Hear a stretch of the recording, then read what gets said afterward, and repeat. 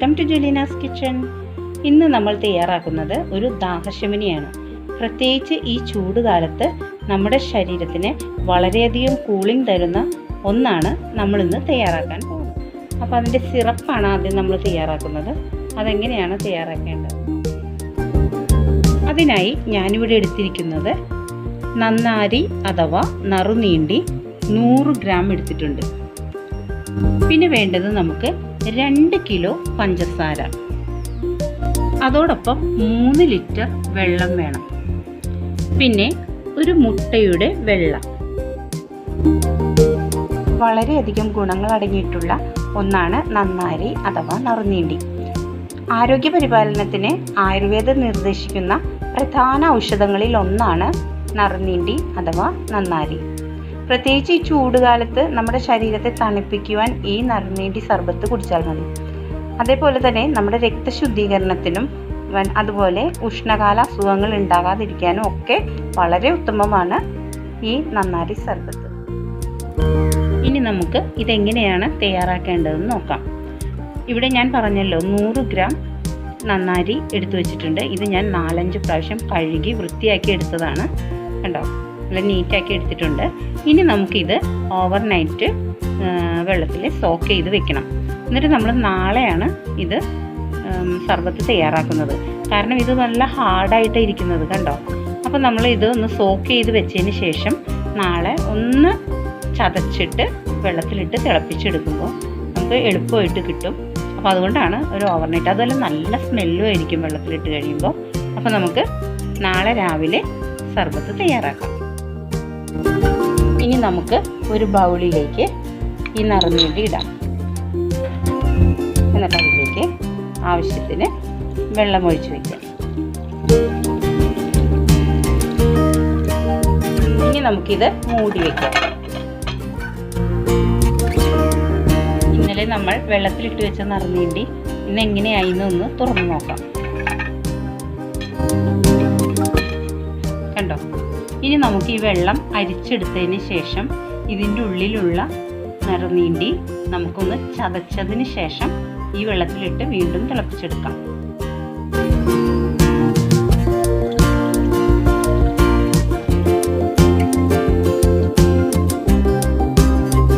ഇനി ഇത് നമുക്ക് ചതച്ചെടുത്തതിന് ശേഷം ഇതിലേക്ക് 2 ലിറ്റർ വെള്ളം, ഇപ്പോൾ നമ്മൾ കുറച്ച് വെള്ളം ഒഴിച്ചിട്ടുണ്ട്, ബാക്കിയുള്ള വെള്ളം കൂടെ ഇതിലേക്ക് ഒഴിച്ച് നമുക്ക് ഇത് നന്നായി തിളപ്പിച്ചെടുക്കാം.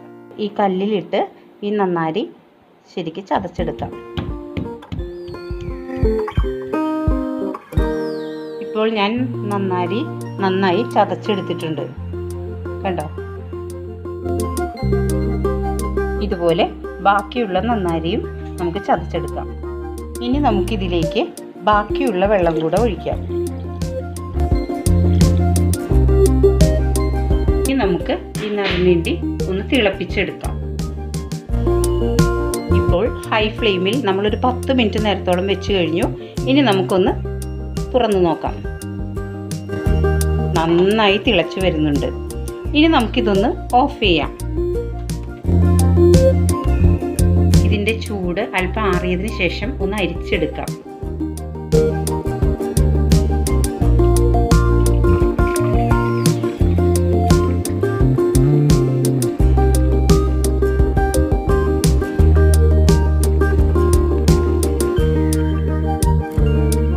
എടുത്ത ഈ സിറപ്പ് നമുക്ക് വീണ്ടും തിളപ്പിക്കാനായി വെക്കാം. ഫ്ലെയിം ഓൺ ചെയ്യാം. നമ്മൾ ഈ സിറപ്പ് ഒന്ന് തിളച്ചതിന് ശേഷം അരിച്ചെടുത്തത് എന്തിനാണെന്ന് വെച്ചാൽ നമ്മൾ നന്നായി ചതച്ചിട്ടിട്ടുണ്ടായിരുന്നു. അപ്പോൾ അതിങ്ങനെ ചെറിയ നാര് പോലെയൊക്കെ കുറേ അംശങ്ങൾ അതിൻ്റെ ഉള്ളിലുണ്ടാവും. അപ്പോൾ നമുക്കിനി ഷുഗർ ആഡ് ചെയ്ത് കഴിയുമ്പോൾ നമുക്കത് കുറച്ച് ബുദ്ധിമുട്ടാവും. അതിൽ കൂടെ ഇങ്ങനെ കിടന്നിട്ട് അത് തിളച്ച് വരുമ്പോൾ. അപ്പോൾ നമ്മളൊന്ന് തിളച്ച് അതൊന്ന് ഇളകിയതിന് ശേഷം ഒന്ന് അരിച്ച് നമ്മൾ വെക്കുകയാണെങ്കിൽ നമുക്ക് ഷുഗർ ആഡ് ചെയ്യുമ്പോൾ അത്ര ബുദ്ധിമുട്ടുണ്ടാവില്ല. ഇനി നമുക്കിത് നന്നായി തിളച്ചതിന് ശേഷം വേണം ഇതിലേക്ക് ഷുഗർ ആഡ് ചെയ്യാനായിട്ട്. അപ്പോൾ നമുക്കിത് മൂടി വെക്കാം. ഇപ്പോൾ നന്നായി തിളച്ച് വരുന്നുണ്ട്. ഇനി നമുക്കൊന്ന് തുറന്ന് നോക്കാം. നന്നായി തിളച്ചിട്ടുണ്ട്. ഇനി നമുക്കിതിലേക്ക് ഷുഗർ ആഡ് ചെയ്യാം.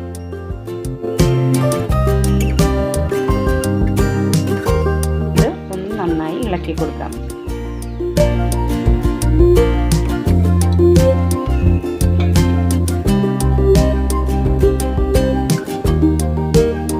നന്നായി തിളച്ചിട്ടുണ്ട്.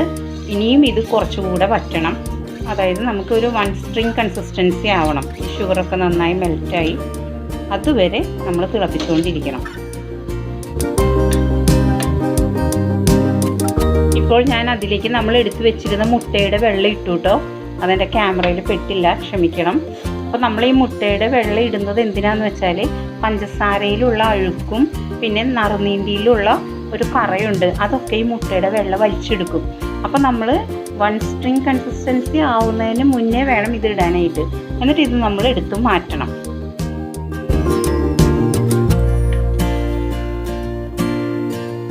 ഇനി നമുക്ക് ഇങ്ങനെ ഒന്ന് ഇളക്കി കൊടുക്കാം കേട്ടോ ഇതിലേക്ക്.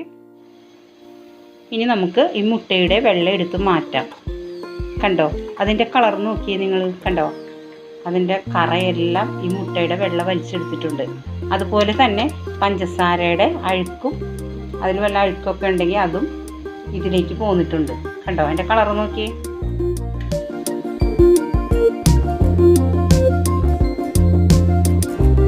ഇപ്പോൾ ഇത് തിളച്ച് നന്നായി നമ്മൾ ഒഴിച്ച വെള്ളത്തിൽ പകുതിയിൽ കൂടുതൽ ഇത് വറ്റിക്കഴിഞ്ഞു. കണ്ടോ, അപ്പോൾ നമ്മുടെ നറുനീണ്ടി സിറപ്പ് തയ്യാറായിട്ടുണ്ട്. ഇനി നമുക്ക് ഫ്ലെയിം ഓഫ് ചെയ്യാം. അതിനുശേഷം ഇത് നന്നായി തണുത്തതിന് ശേഷം നമുക്ക് ഗ്ലാസ് ബോട്ടിലിലേക്ക് ആക്കി വയ്ക്കാം. ഇനി നമുക്കിത് ഒരു ബൗളിലേക്ക് അരിച്ചൊഴിക്കാം.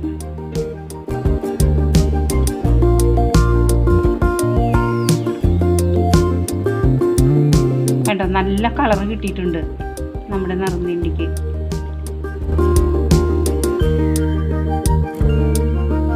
അങ്ങനെ നമ്മൾ നല്ല ശുദ്ധമായ നറുനീണ്ടി അഥവാ നന്നാരി സർബത്ത് തയ്യാറാക്കി കഴിഞ്ഞു. ഇനി നിങ്ങളെല്ലാവരും ഇതുപോലെ തയ്യാറാക്കണം. നമ്മൾ കടയിൽ നിന്ന് വാങ്ങുമ്പോഴൊക്കെ അതിൽ എസൻസ് ചേർത്തിട്ടുണ്ടാവും, കളർ ചേർത്തിട്ടുണ്ടാവും. അപ്പം നമ്മൾക്കത് ശുദ്ധമായി കഴിക്കാൻ പറ്റില്ല. അപ്പോൾ ഇത് വളരെ സിമ്പിളല്ലേ, നമ്മളുടെ വീട്ടിൽ വാങ്ങിച്ച് അധികം പൈസയൊന്നുമില്ല. നമ്മളൊരു 50 ഗ്രാമിന് 40 രൂപയെ നറുനീണ്ടിക്ക് വരുന്നുള്ളൂ. ഈ ആയുർവേദ കടകളിലൊക്കെ കിട്ടും. അപ്പോൾ നിങ്ങളൊക്കെ ഇനി ഇത് വാങ്ങി ഇതേപോലെ നറുനീണ്ടി സിറപ്പ് ഉണ്ടാക്കണം.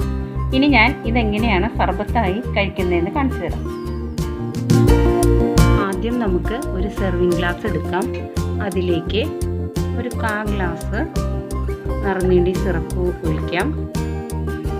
ഇനി അതിലേക്ക് അല്പം നാരങ്ങാ നീരൊഴിക്കാം. ഇനി അതിലേക്ക് നമുക്ക് ഐസ് ക്യൂബ്സ് ഇട്ട് കൊടുക്കാം.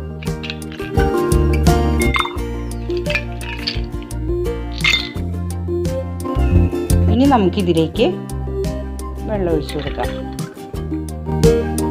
നിങ്ങൾക്ക് വേണമെങ്കിൽ സോഡ ഉപയോഗിക്കാം കേട്ടോ. സോഡ ആവശ്യമുള്ളവർക്ക് സോഡ ഉപയോഗിക്കാം. ഇനി ഇത് നമുക്കൊന്ന് മിക്സ് ചെയ്ത് കൊടുക്കാം.